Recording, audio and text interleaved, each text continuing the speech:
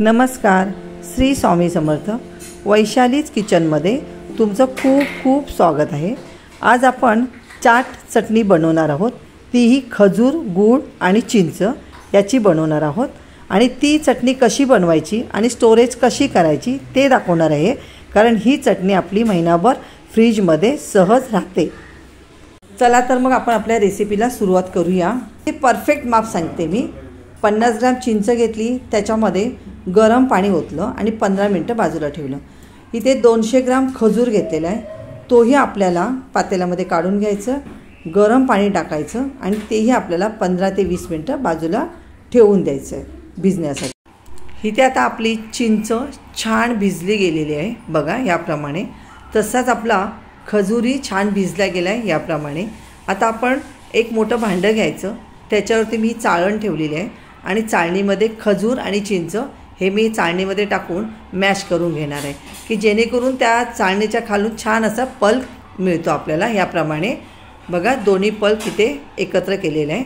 आता हा दोन्ही पल्प आपल्याला एका मोठ्या भांड्यामध्ये काढून घ्यायचा आहे। इथे मोठ्या भांड्यामध्ये काढून घेतल्यानंतर बघा किती छान पातळ आणि व्यवस्थित झालेलं आहे मेल्ट।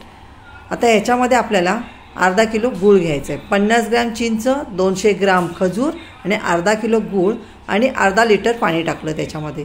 आता हे आपण गॅसवरती ठेवून द्यायचं आणि हलवून घ्यायचं।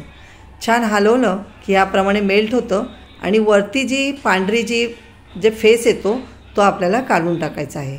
आता ह्याच्यामध्ये आपण चवीनुसार मीठ टाकणार आहोत। इथे मी पांढरं मीठ अर्धा चमचा घेतले, काळं मीठ अर्धा चमचा घेतले, काश्मीरी लाल तिखट 1 चमचा घेतलेला आहे, सुंठ पावडर अर्धा चमचा घेतलेला आहे, जिरा पावडर अर्धा चमचा घेतलेला आहे। हे सर्व आपल्याला मिक्स करायचं आहे। मिक्स छान करायचं आणि जवळजवळ आपल्याला 30 ते 35 मिनटं छान शिजवून घ्यायचं आहे। 30 ते 35 मिनटं झाल्यानंतर असा पल्प आपला तयार होतो बघा।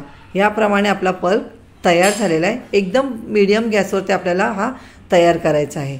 आता आपण थंड झाल्यावर बघूया। थंड झाल्यानंतर आपली ही चटणी परफेक्ट झालेली आहे। आता ही स्टोरेज करताना मी इथे काचेची बरणी घेतली आणि त्या बरणीमध्ये ठेवले। मस्तपैकी बघा, कलर इतका सुंदर, आपली बाहेर जी चटणी मिळते त्यासारखीच सेम। अशा प्रकारे ही चटणी तुम्ही घरी बनवली तर अनेक प्रकारचे चाट आपण घरच्या घरी बनवू शकतो, बाहेर जाण्याची गरजच नाही। तर हा माझा व्हिडिओ तुम्हाला आवडला तर लाईक करा, शेअर करा आणि हो, नक्की घरी करून बघा आणि कमेंटमध्ये मला सांगा, कारण मला खात्री आहे 101% तुमची ही चटणी छान होणार आहे। थँक्यू।